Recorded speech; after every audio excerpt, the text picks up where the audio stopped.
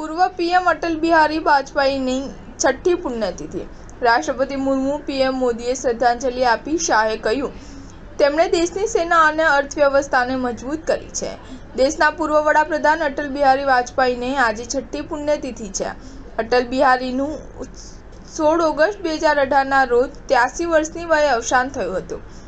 તેમની સમાધિ હંમેશા અટલ પર શ્રદ્ધાંજલિ કાર્યક્રમનું આયોજન કરવામાં આવ્યું હતું। રાષ્ટ્રપતિ દ્રૌપદી મુર્મુ, પીએમ મોદી અને ઘણા વરિષ્ઠ નેતાઓ પહોંચ્યા હતા। રાષ્ટ્રપતિ જગદીપ ધનખડની સાથે રાજનાથ સિંહ, જેપી નડ્ડા, લોકસભા સ્પીકર ઓમ બિરલા, મનોહરલાલ ખટ્ટર સહિત એનડીએ ગઠબંધન અને ભારતીય જનતા પાર્ટીના સભ્યોએ પણ દિલ્હીમાં સ્મારક સ્થળ પર આયોજિત પ્રાર્થના સભામાં હાજરી આપી હતી।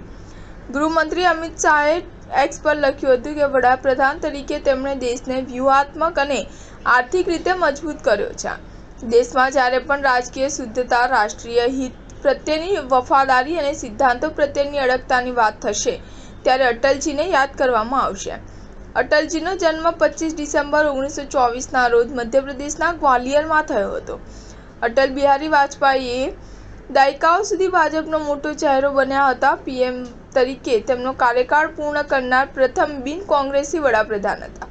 તેમણે 1977 થી 1989 સુધી વડાપ્રધાન મોરારજી દેસાઈની સેવા પણ આપી હતી। કેબિનેટમાં ભારતના વિદેશ મંત્રી તરીકે પણ સેવા આપી હતી। 16 ઓગસ્ટ 2018ના રોજ દિલ્હીની એમ્સ હોસ્પિટલમાં તેમનું અવસાન થયું હતું।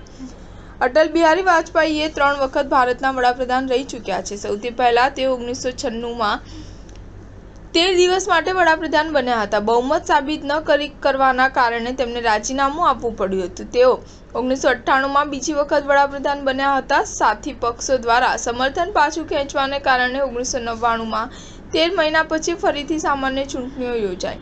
13 ઓક્ટોબર 1999ના રોજ તેઓ ત્રીજી વખત વડાપ્રધાન બન્યા હતા। આ વખતે તેમણે 2004 સુધીનો કાર્યકાળ પૂરો કર્યો હતો। સ્ટાર ન્યૂઝ 7 હંમેશા સચ્ચાઈની સાથે।